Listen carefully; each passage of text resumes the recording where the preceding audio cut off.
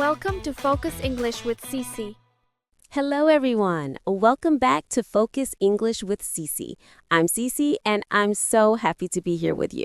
And I'm Tom. It's great to see you all again. If you want to improve your real-life English, you've come to the right place. Cece, I have a secret to tell you. This morning, I spent 20 minutes overthinking. I was thinking too much about how to start this video. Really, Tom? You were overthinking about a video about overthinking? Yes, it is true. I asked myself many questions. Is my English clear? Is this topic good? Will people like this video? Then I stopped and realized this is exactly what we need to talk about today. That is perfect. You see, everyone overthinks. It does not matter who you are. We all have a busy brain sometimes. Exactly. In this episode, we will help you understand this feeling. You will learn very useful words like spiral, ruminate, and racing mind. These words are great for your daily English conversation. We will also talk about why we worry so much. Most importantly, we will share a simple strategy called the control test. This will help you stop the noise in your head and feel more relaxed. You will learn how to speak about your feelings and how to stay calm. It's a very helpful lesson for your English and your life. But before we begin, we have a small request. Do you like our videos? Do you want to learn English with us every day? If yes, please click the subscribe button right now. Also, give this video a like. It helps other learners find us so we can all grow together. Thank you for your support. Are you ready? Let's begin.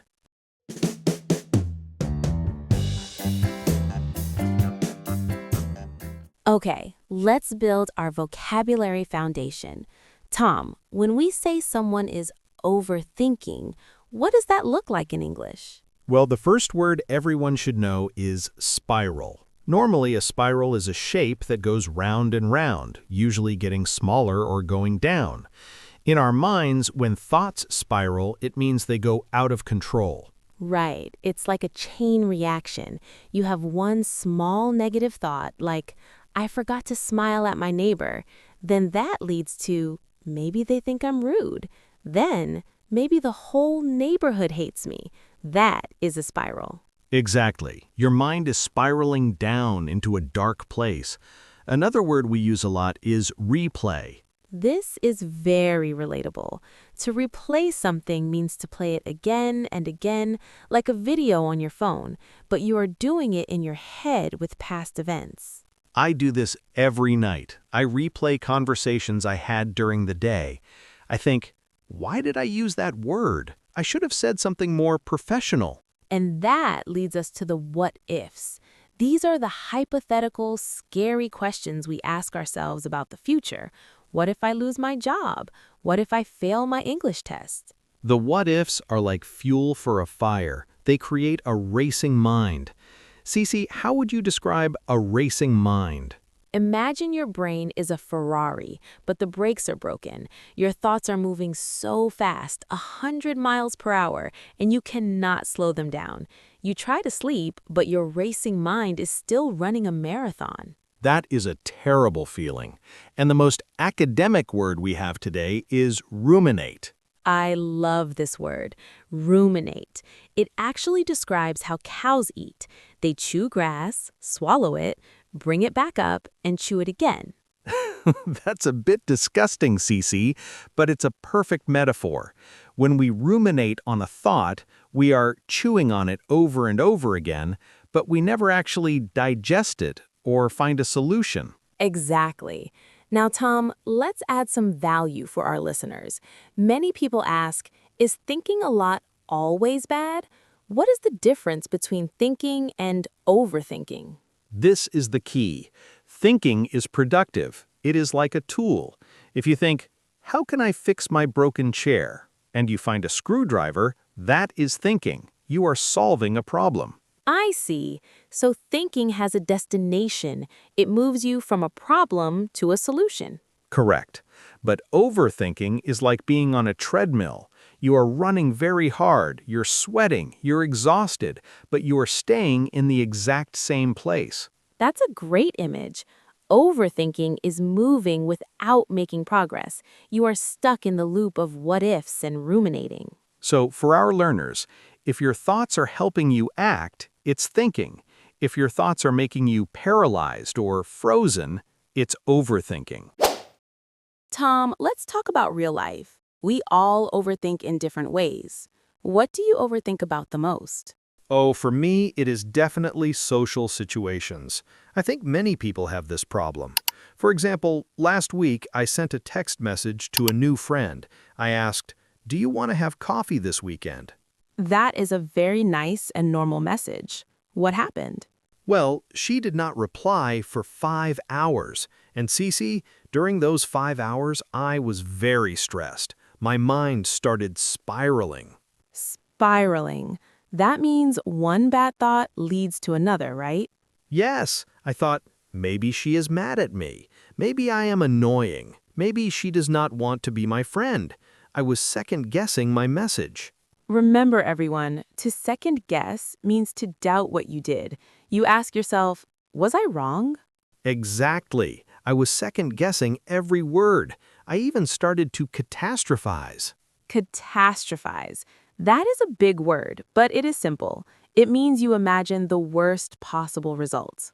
Right. I thought, she will never talk to me again. I will be lonely forever. I was ruminating on that one thought for a long time. And what was the reality? What actually happened? She replied at 8 p.m. She said, "I'd love to. Sorry, I was very busy at work." You see, she was not mad, she was just busy. I know. I felt so silly. But in my head, the story felt very real. That is a big lesson. We think people are judging us, but really they're busy with their own lives. They have their own racing minds. That is true. What about you, Cece? Do you overthink at work? Yes, all the time. I overthink about my career. Last month, my manager sent me an email. It said, "Let's talk at 4 p.m. No other information."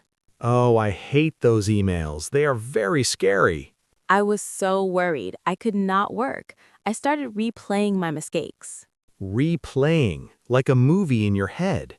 Yes, I replayed the time I was late. I replayed a small mistake. I thought, I'm going to lose my job. I was catastrophizing again. Your mind was racing, wasn't it? Yes, it was moving very fast, and I started to feel it in my body. That's important. Overthinking is not just in your head, it's in your body too. Where did you feel it, Cece? I felt tension in my neck and shoulders. Tension is when your muscles feel very tight and hard. It hurts. I understand. When I ruminate too much, I get a headache. My body is saying, "Stop thinking so much." Exactly. And did you lose sleep over your story, Tom? Oh, I definitely lost sleep over it. Let's explain that. To lose sleep over something means you worry so much that you cannot sleep at night. Your brain will not turn off. I lost sleep over my 4 p.m. meeting, too. I was awake at 3 a.m. And do you know what happened at the meeting? What happened? My manager said I did a great job. He gave me a bonus. So you spent the whole day worrying, but the news was good. Exactly. It was a waste of energy. But Tom, we also overthink the past, right? Yes, sometimes I lie in bed and remember something embarrassing from 10 years ago. Why does the brain do that? It's like your brain finds an old video of you and says, let's replay this now. It is exhausting. I start second-guessing things I cannot change. Most people do not remember your mistakes, Tom. They're too busy thinking about their own. That is a good point, but all this ruminating makes us very tired. It also makes us indecisive. Indecisive. That means you can't make a choice, right? Yes, for example, standing in the shop for 15 minutes to choose a loaf of bread. You look at the price, you look at the brand, you second-guess yourself. I do that with movies. I spend 1 hour choosing a movie. Then I'm too tired to watch it. My mind was racing, but I did nothing. That's the trap of overthinking. It takes your time, it takes your energy, and it gives you a headache. And you lose sleep. It is not a good habit. It really isn't. We worry about the past, we worry about the what-ifs of the future, we forget to be happy now. But don't worry, we have solutions. Right. Now we know how overthinking feels. Next, let's talk about how to stop it. Wait a second, Tom. Let's talk to our friends for a moment. Everyone, we have shared many stories and many new words. Which words have you learned so far? Do you remember spiral, ruminates, or catastrophize? If you are enjoying these words and these stories, please hit the like button right now. It tells us that you want more lessons like this. And don't go anywhere. We have the most important part coming next. We are going to share the control test, a special plan to help you stop overthinking and feel happy again. Yes, stay with us until the end of the video to learn how to master your mind. Are you ready for the solutions? Let's jump into next part. Cece, we know how overthinking feels now, but I want to know why. Why does our brain do this to us? Are we broken?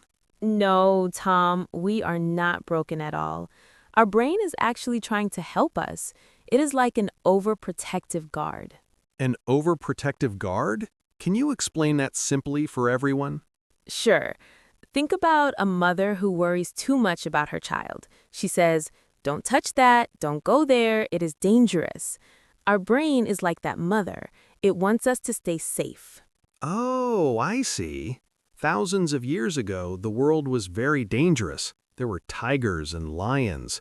Our brain had to look for danger to keep us alive. Exactly. But today, we don't have tigers in our office. We don't have lions in our house. But the brain does not know that. It looks at a boss's email and thinks it is a tiger. So our brain is trying to save us, but it is actually making us very stressed? Yes, it is looking for problems to solve. But some problems cannot be solved by just thinking. That is why we need a strategy. I love that word. A strategy is a plan, right?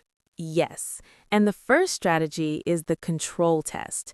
This is very powerful for people with a racing mind. Tell us more, Cece. How do we use the control test? It is very simple. When you start to spiral or ruminate, stop. Ask yourself one question. Can I control this right now? Let's practice. If I am worrying because my friend did not call me back, can I control that? No, you cannot control your friend. You cannot control her phone. So the control test says, you cannot control this. Let it go. What if I am worrying about a job interview tomorrow? Can I control that? Yes, you can control your preparation. You can practice your English answers. You can choose your clothes. Ah, I understand. If the answer is yes, I stop overthinking and I start acting. Exactly. Action is the best medicine for overthinking. When you are busy doing something, your brain stops spiraling. It has a job to do. It feels safe. That is a great tip. If you can't control it, let it go. If you can control it, take action. Perfect. Now, let's talk about the second strategy. Write it down. Why is writing helpful, Cece? When a thought is only in your head, it feels huge. It feels like a monster. But when you write it on a piece of paper, it is just a sentence. It looks small. I do this sometimes. I make a worry list. I write every what if on the paper. That is a great idea. When you see the list, you can see which worries are silly. You can see which worries are real. It helps your racing mind to slow down. I also have a third strategy. I call it the physical reset. A physical reset? How do you do that? When I am ruminating too much, I go for a fast walk or a run, or I do 20 push-ups. Does that help your brain? Yes, because when my heart beats fast and I am breathing hard, my brain must focus on my body. It has no time to catastrophize about the future. I agree. Movement changes your mood. If you change your body, you change your mind.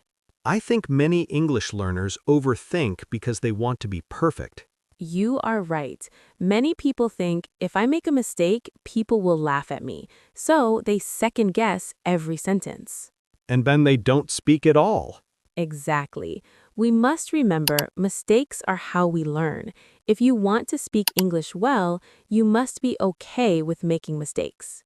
So don't overthink your grammar, just speak. It is better to be understood than to be perfect and silent. That is so true. And there is one more very important thing. We must be gentle with ourselves. Gentle? You mean we should be kind to ourselves?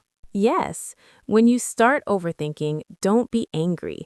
Don't say, "Oh, I am so stupid, I'm worrying again." What should we say instead?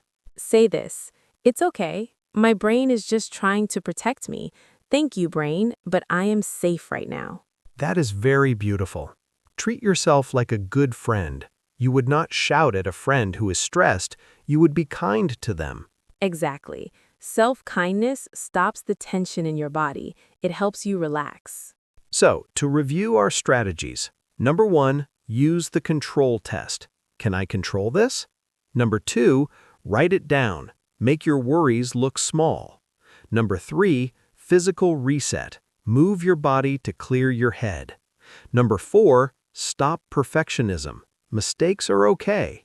Number 5, be gentle. Talk to yourself like a friend. Perfect review. If you use these strategies, you will feel much better. You will stop losing sleep over small things. I feel more relaxed just talking about this. My mind is not racing anymore. I am happy to hear that, but we are not finished yet. We have a final part to help our listeners remember everything.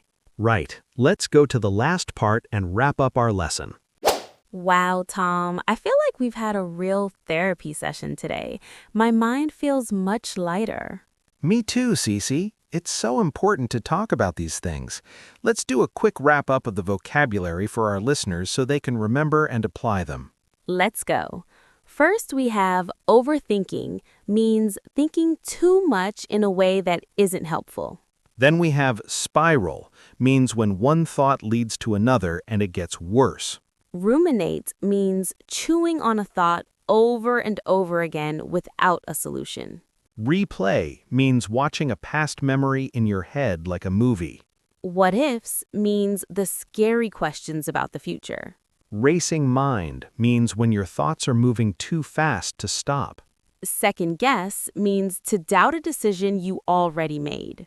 Catastrophize means to imagine the worst possible outcome. And the idiom, to lose sleep over something, means to worry so much you can't sleep. We also learned the control test. Ask, can I control this? To stop the spiral. Now we have a very special challenge for all of you. We want you to go to the comment section below. Tell us about one thing you usually overthink about. And try to use at least 2 of the words we learned today. For example, you could write, I always replay my conversations after a party, and I lose sleep over small mistakes. We read every single comment, and we love hearing your stories. It makes us feel like we are all in this together. Before we leave, if you found this episode helpful, please subscribe. And don't forget to click that like button and share this with a friend who is an overthinker. Let's help each other calm our racing minds.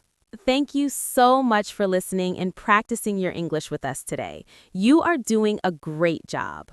Be kind to your mind. Keep practicing, and we will see you in the next episode. Happy learning, everyone. Take care. Bye-bye. Goodbye.